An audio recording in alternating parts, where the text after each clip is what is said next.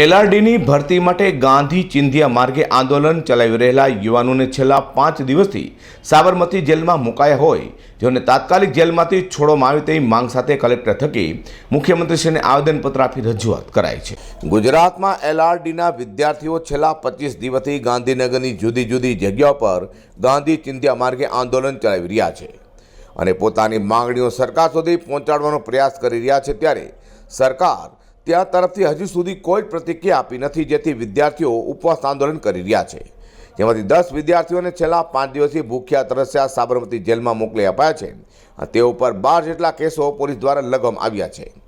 વિદ્યાર્થીઓ દ્વારા કોરોનાની ગાઈડલાઈનનું પાલન કરી આંદોલન એકદમ શાંતિપૂર્વક કરી રહ્યા હતા, પરંતુ સરકારે ગંભીરતા દાખવી નથી અને પોલીસ તંત્ર દ્વારા આવા નિર્દોષ 10 જેટલા હાલ ઉમેદવારો પર વારંવાર કેસો કરી મનોબળ તોડવાનો પ્રયાસ કર્યો છે। તેથી તાત્કાલિક જેલમાં રહેલા 10 જેટલા એલઆરડી ઉમેદવારોને તાત્કાલિક જેલમાંથી મુક્ત કરવામાં આવે તે માંગ કરવામાં આવી છે।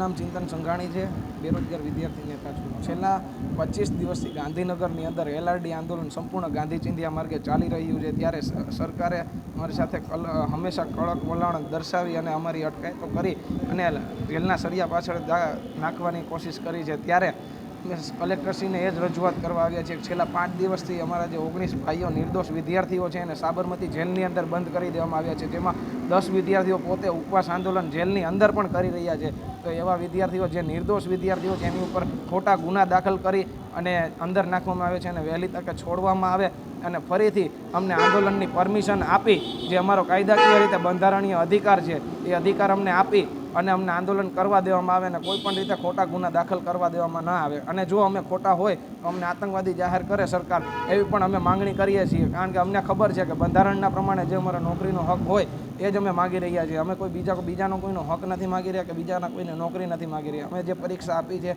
જે ફી ભરી છે, એનું વળતર માગી રહ્યા છીએ। તો સરકારને પણ અમે રજૂઆત કરેલી છે અને કરતા પણ રહીશું ને આજે કલેક્ટરશ્રીને એ જ રજૂઆત છે કે વિદ્યાર્થીઓને વહેલી તકે છોડવામાં આવે। 19 વિદ્યાર્થીઓને કંઈ લોકમ બંધ કરી દેવામાં શું છે મામલો?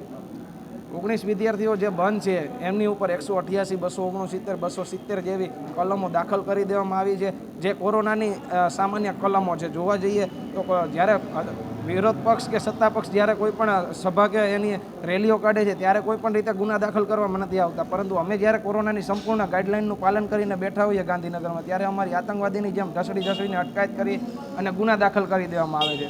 તો આનો અમે સખત વિરોધ કરીએ છીએ અને આવી કાર્યવાહી ના કરવામાં આવે એવી રજૂઆત અમે રાજ્ય વડાશ્રીને કરવા માગીએ છીએ, પોલીસ વિભાગને। ત્યારે હવે જોવું રહ્યું કે એક એલઆરડીની પરીક્ષા માટે માંગણીઓ કરનારા અને હાલમાં જેલમાં રહેલા 10 ઉમેદવારોને ક્યારે જેલમાંથી છુટકારો મળશે। Azhar Qureshi, times news.